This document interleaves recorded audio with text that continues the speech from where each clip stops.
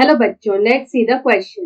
The question is a few statements describing certain features of reproduction are given below. तो यहाँ पे हमें कुछ features दे रखे हैं which are describing certain features of reproduction. यहाँ पे ये जो question है वो थोड़ा सा incomplete है. हम यहाँ पे जो complete question होगा वो होगा कि select the option. Here the question is asking to select the option which are true for both, which are true for both sexual and asexual reproduction, which are true for both sexual and asexual reproduction. तो यहाँ पे हमें ऐसा statement जो है, ऐसा option हमें यहाँ पे select करना है which is true for both sexual and asexual type of reproduction. तो यहाँ पे अगर हम लोग देखें तो हमारा यहाँ पे options किस तरह से होंगे. तो यहाँ पे अगर हम लोग options की बात करें तो हमारा जो first option होगा which is option A. तो option A is 1 and 2. It is 1 and 2. Option B जो है वो होगा यहाँ पे 2 and 4. Option B is 2 and 4. Option C is 2 and 3. 2 and 3. And option D is 1 and 3. तो यहाँ पे हमें ऐसे स्टेटमेंट्स या फिर ऐसे ऑप्शन को सेलेक्ट करना है जो कि यहाँ पे ट्रू होगा for both sexual and asexual type of reproduction. तो यहाँ पे अगर हम लोग अपना फर्स्ट स्टेटमेंट देखें तो लिखा है गैमीट फ्यूजन टेक्स प्लेस. तो यहाँ पे जो गैमीट फ्यूजन होता है वो सिर्फ यहाँ पे सेक्सुअल रिप्रोडक्शन में होता है. It is only true for sexual reproduction. If you talk about gamete fusion, it is only true for sexual reproduction. यहाँ पे गैमीट का फ्यूजन होता है क्योंकि यहाँ पे जाइगोट का फॉर्मेशन होता है. Here zygote is form by the fusion of the gametes.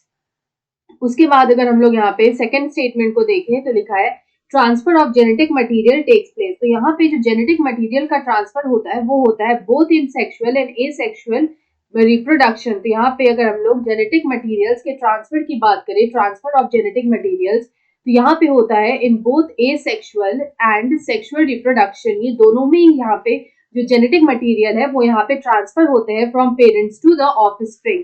उसके बाद थर्ड में लिखा है कि रिडक्शन डिविजन टेक्स प्लेस. तो यहाँ पे रिडक्शन डिविजन जो होगा, यहाँ पे जो रिडक्शन डिविजन होता है वो होता है इन डिप्लॉयड सेल्स. तो यहाँ पे ये होगा इन सेक्सुअली रिप्रोड्यूसिंग ऑर्गेनिजम्स, क्योंकि यहाँ पे जो सेक्सुअल रिप्रोडक्शन होता है उसमें जो गैमीट का फॉर्मेशन होता है वो होता है with the help of reduction division. यहाँ पे गैमीट का फॉर्मेशन होता है with the help of reduction division, क्योंकि ये जो रिडक्शन डिविजन है इसको हम लोग बोलते हैं meiosis. It is also known as meiosis. Meiosis division को हम लोग यहाँ पे रिडक्शन डिविजन बोलते हैं, जिससे यहाँ पे गैमीट का फॉर्मेशन होता है इन सेक्सुअली रिप्रोड्यूसिंग ऑर्गेनिजम्स या फिर फॉर सेक्सुअल रिप्रोडक्शन.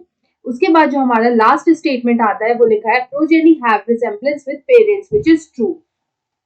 यहाँ पे जो प्रोजेनी होती है उसका जो रिजेम्बलेंस होता है पेरेंट्स से, यहाँ पे जो progeny they resemble parents in both sexual and asexual reproduction.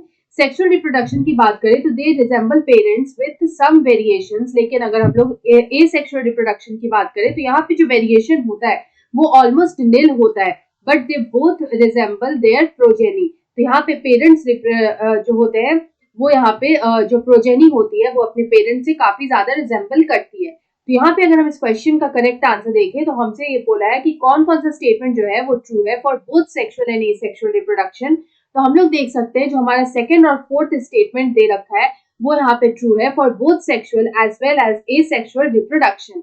So option B में दे रखा है 2 and 4. So option B is the right answer. I hope you understood it well. Best of luck.